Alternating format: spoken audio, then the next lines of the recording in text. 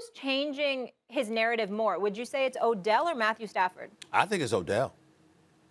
Matthew Stafford was recognized as a great quarterback who had fourth quarter comeback victories, overtime victories, things of that nature. When he arrived in Los Angeles, immediate expectation was Super Bowl because he wasn't Jared Goff.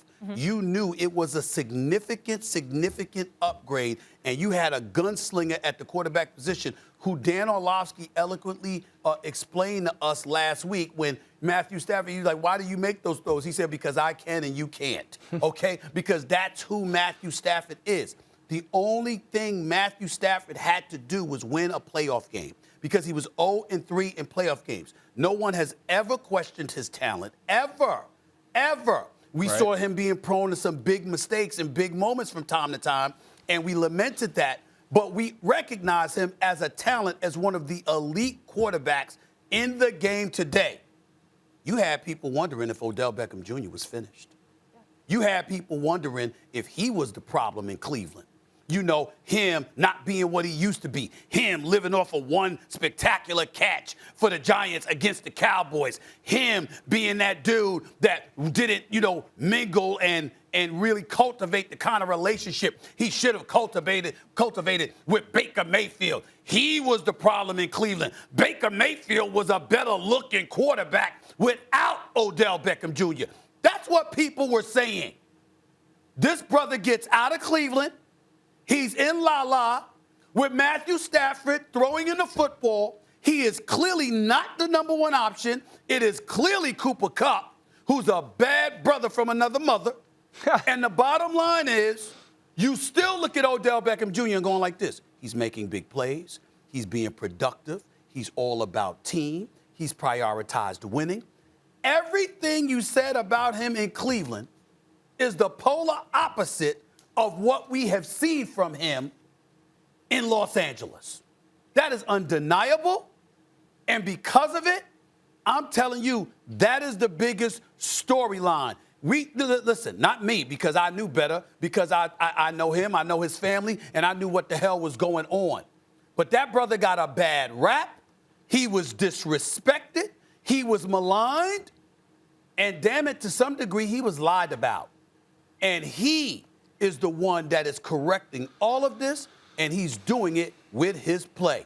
His narrative is the biggest change, bigger than Matthew Stafford. Yeah, it's Matthew Stafford, and I don't really think it's close. Let me be clear. I do not believe the Rams would be in the NFC title game if not for Odell Beckham Jr. Odell has been a godsend for that team, and I give him credit for that. This starts with the fact that Matthew Stafford was the number one pick in the NFL draft 13 years ago. When you're the number one pick, the expectations are that you are going to flip a franchise and win a Super Bowl. That obviously did not happen in Detroit. You know, Matthew Stafford is 12th in the history of the NFL in passing yards, 12th. By next season, which I'm assuming he is going to play in, he will be in the top 10. Everybody ahead of him, everyone ahead of him is in the Hall of Fame, outside of Phillip Rivers, Aaron Rodgers, Matt Ryan, and Eli Manning. Aaron Rodgers is in. Okay, Aaron Rodgers is in the Hall of Fame. So everybody else ahead of him is a Hall of Fame quarterback. I think Eli Manning is a lock for the Hall of Fame. So now Phillip Rivers and Matt Ryan are the only guys that are ahead of him that aren't in the Hall of Fame.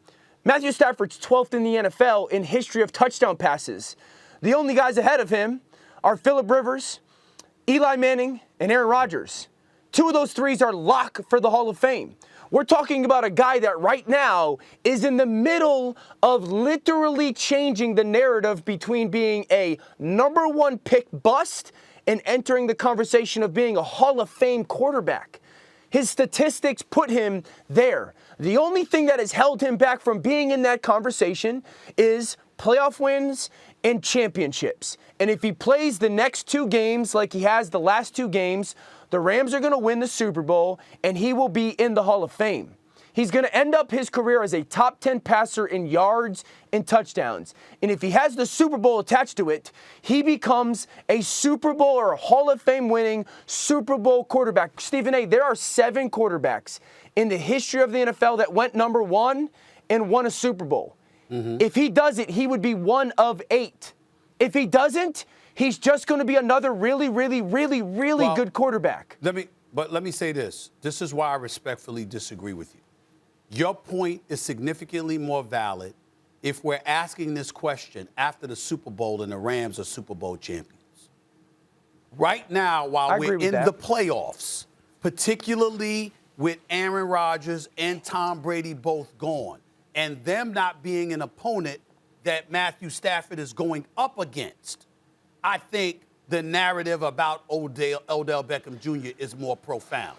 You have a point if we're talking about, okay, they're the Super Bowl champions. Yeah. Particularly if he had beaten, or even if he was going up against Brady and Aaron Rodgers, even though he just took out Brady. Okay, Brady came back in the second half after a 27-3 deficit, but that's neither here nor there.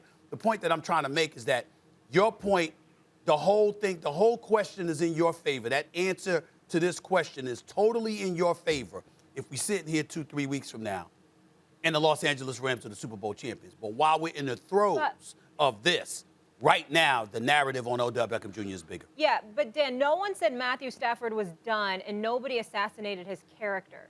With Odell Beckham Jr., both of those things happen. That's probably a fair point. Off the field, there's been a much larger conversation about OBJ and, his impact on a football team off of the field rather than on the field. But I think the conversation around Matthew Stafford has always been a stat patter, a guy that couldn't win the big game, the number one pick that went to the Lions, and he wasn't good enough to flip the franchise. He didn't accomplish the goal that they had chosen him for. So I think that, when quarterbacks win Super Bowls, we talk about Aaron Rodgers and say, hey, if Aaron Rodgers wins the second one, does it change his legacy? We can't say yes about that and then not about Matthew Stafford finally winning one.